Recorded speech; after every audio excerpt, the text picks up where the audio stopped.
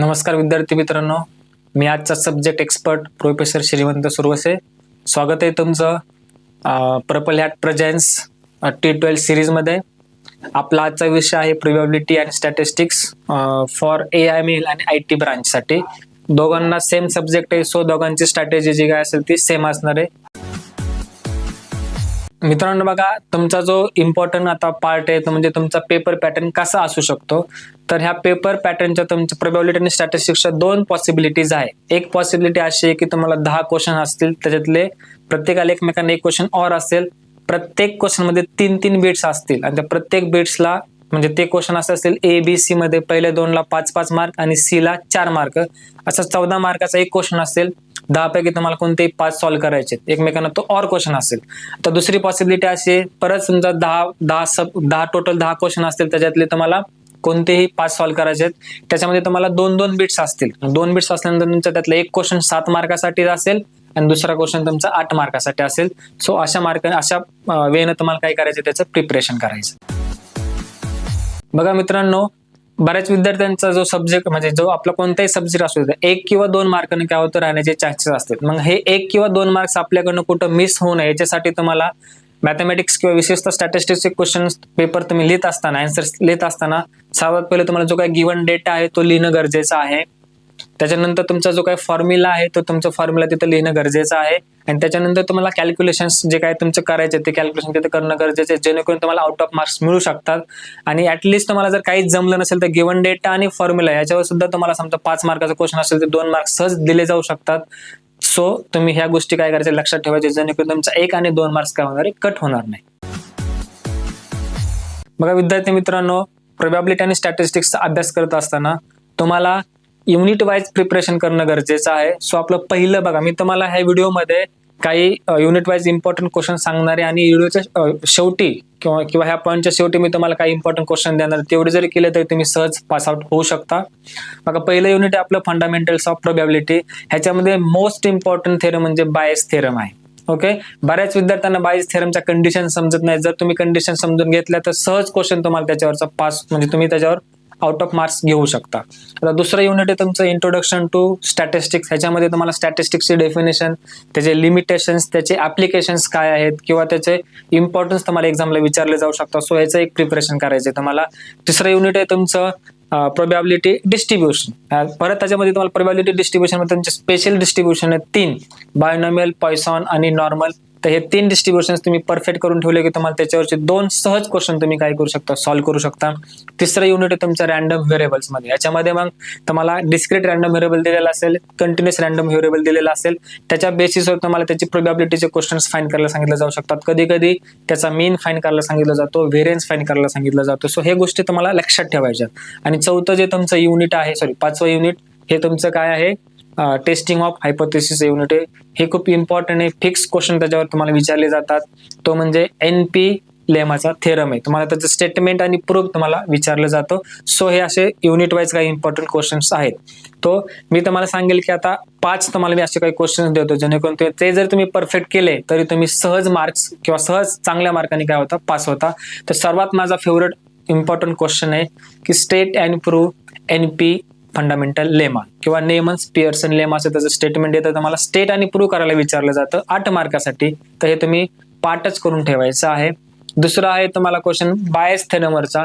तुम्हाला काही कंडिशनवर क्वेश्चन दिलेला असेल तर त्या कंडिशन आयडेंटिफाय करून त्याला बायस थेरमचा फॉर्म्युला पुट करून त्याला काय करायचे, प्रोबॅबिलिटी त्याची फाइंड करायची. फिक्स क्वेश्चन असतो. त्याच्यानंतर नॉर्मल डिस्ट्रीब्युशन आणि बायनॉमियल डिस्ट्रीब्युशन या दोघांवरचे न्यूमेरिकल क्वेश्चन्स तुम्हाला काय करायचे, लक्षात ठेवायचे किंवा त्याला कसं सॉल्व्ह करायचं हे सुद्धा तुम्हाला काय करायचंय, लक्षात ठेवायचंय.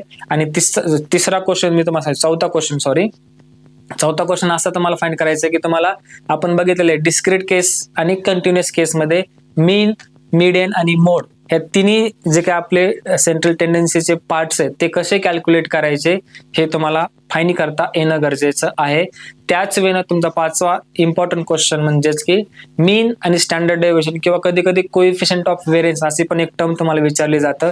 ही सुद्धा तुम्हाला डिस्क्रीट केसमध्ये आणि कंटिन्युअस केसमध्ये दोन्ही केसेसपैकी एका केसवर तुम्हाला क्वेश्चन विचारला जाण्याचा फिक्स शॉट आहे. बघा मित्रांनो, आपण खूप अभ्यास करून आलेलो असतो, पण आपल्या मनामध्ये गोंधळ असतो की आता आपण क्वेश्चन कसा अटेम्प्ट करणे किंवा उत्तर कसं आपण ते लिहिणं गरजेचं आहे. तर एक्झामिनरला काय एक्सपेक्टेड असतं बघा, सर्वात पहिलं सुरुवातीला तुम्हाला जे परफेक्ट क्वेश्चन तुम्हाला अभ्यास केलेल्या पैकी आलाय तोच क्वेश्चन तुम्ही सर्वात पहिले लिहिणं गरजेचं आहे, जेणेकरून आपण बोलता बोलता म्हणतो की first impression is the last impression. So तुम्ही पहिले जेवढे काही क्वेश्चन तुम्ही परफेक्ट लिहिता त्याच्यावर तुमचं एक इम्प्रेशन बनत गेलेलं असेल, जेणेकरून त्या एक्झामिनरचा माइंडसेट तयार झाला असेल की मुलगा परफेक्ट आहे, त्यांनी परफेक्ट लिहिलेलं आहे. सो ते जेवढे तुमचे परफेक्ट क्वेश्चन आहेत ते तुम्ही सुरुवातीला लिहून घ्या. थोडाफार तुमचा सिक्वेन्स मागे पुढे झाला तरीही चालेल. ओके, सो अशा प्रकारे तुमचं पेपरचं प्रेझेंटेशन असणं गरजेचं आहे. आता बघा, ज्या विद्यार्थ्यांनी आपला कोर्स जॉईन केलेला आहे त्यांना आपण कोर्समध्ये प्रत्येक टॉपिकवर आपण अगोदर थिओरिटिकल तुम्हाला कन्सेप्च्युअल क्वेश्चन मी एक्सप्लेन केलेला आहे, त्याच्यानंतर प्रत्येक टॉपिकवर 2 किंवा 2 पेक्षा जास्त न्यूमेरिकल क्वेश्चन मी काय केलं एक्सप्लेन केलेले आहेत.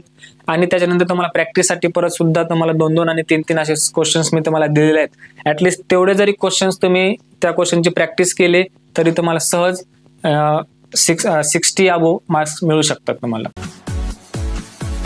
बघा विद्यार्थी मित्रांनो, तुम्हाला सर्वात पहिलं तुमच्या ह्या क्वेश्चनसाठी 70 मार्कासाठी 2.5 तासाचा तुम्हाला वेळ दिलेला असणार आहे. आणि त्या 2.5 तासामध्ये तुम्हाला मॅक्झिमम न्यूमेरिकल क्वेश्चन्स काय करायचे आहेत, सॉल्व्ह करायचे आहेत. सो न्यूमेरिकल क्वेश्चन सॉल्व्ह करत असताना तुम्हाला टाइम मॅनेजमेंट हा खूप इम्पॉर्टंट फॅक्टर आहे, तो तुम्हाला तुमच्या माइंडमध्ये असणं गरजेचं आहे. तर मी तुम्हाला असं सजेस्ट करेल की तुम्हाला जे परफेक्ट न्यूमेरिकल क्वेश्चन्स येतात, जे क्वेश्चन तुम्हाला सॉल्व्ह होत आहेत तेच तुम्ही सुरुवातीला सॉल्व्ह करायला घ्या. कारण एखादा क्वेश्चन जर तुमच्याकडून चुकत असेल, जर तुम्ही त्याला डबल सॉल्व्ह करायचा प्रयत्न करत असाल तर त्याच्यामध्ये तुमचा वेळ जाऊ शकतो. सो मी तुम्हाला सांगेल की जे परफेक्ट येत आहे तुम्हाला त्याचीच तुम्ही पहिली सुरुवात करा. ओके, जेणेकरून तुमचे मार्क्स काय होतील, जास्त मार्क्स मिळतील आणि ते बिनचूक असतील. बिफोर एक्झामच्या अगोदरच्या पहिल्या दिवशी तुम्हाला काय करायचंय, सर्व सिलेबस तुम्ही जो सर्व नोट्स तुम्ही जर वाचत बसलात तर तुमचा परत गोंधळ तयार होणार तुमच्या डोक्यामध्ये की आता कोणते कोणते लक्षात ठेवू. सो जे तुम्ही परफेक्ट केलेले मित्रांनो, जसे की तुम्हाला मी सांगितलं NP लेमा असेल तो कसा लक्षात ठेवायचा, आपण एकदा आपल्या व्हिडिओमध्ये एकदम चांगल्या प्रकारे सांगितलेलं आहे. तुम्ही ते आदल्या दिवशी फक्त एकदा आठवा, मी काय काय टेक्निक्स तुम्हाला सांगितले जेणेकरून तुम्ही ते कसं लक्षात राहू शकतो, तुम्हाला पाठ करायची गरज लागणार नाही. सो बाकीच्या गोष्टी ज्या असतील जसे की मीन फाइंड करण्यासाठीचे फॉर्म्युलेज, सिमिलरली कोरिलेशनचे जे काही फॉर्म्युले ते फॉर्म्युले कसे लक्षात ठेवायचे. आता आपण नोट्समध्ये तुम्हाला फॉर कॅल्क्युलेशन पर्पजसाठी वेगळे फॉर्म्युले दिलेले आहेत आणि आपले रेग्युलर फॉर्म्युले वेगळे. सो कॅल्क्युलेशन पर्पजचेच फॉर्म्युले तुम्ही लक्षात ठेवणं गरजेचं आहे.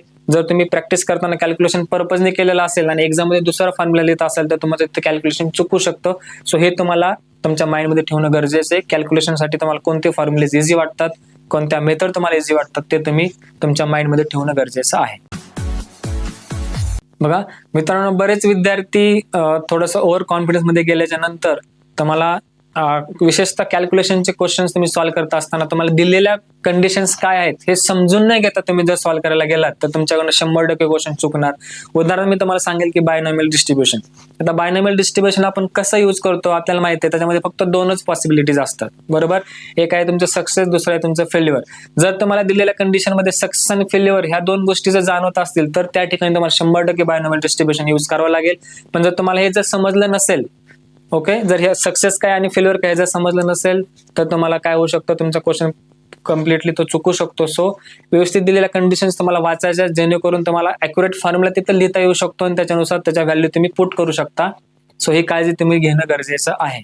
बघा मित्रांनो, हा जो काही प्रोबॅबिलिटी इन स्टॅटिस्टिक्स कोर्स आहे तो खूप इम्पॉर्टंट कोर्स आहे. तुम्हाला फक्त इंजिनिअरिंग पुरताच नाही तर तुम्ही तुमच्या रिअल लाईफमध्ये सुद्धा त्याचं अनुकरण केलं तर तुम्हाला बऱ्याच ठिकाणी तो मदत करणार आहे.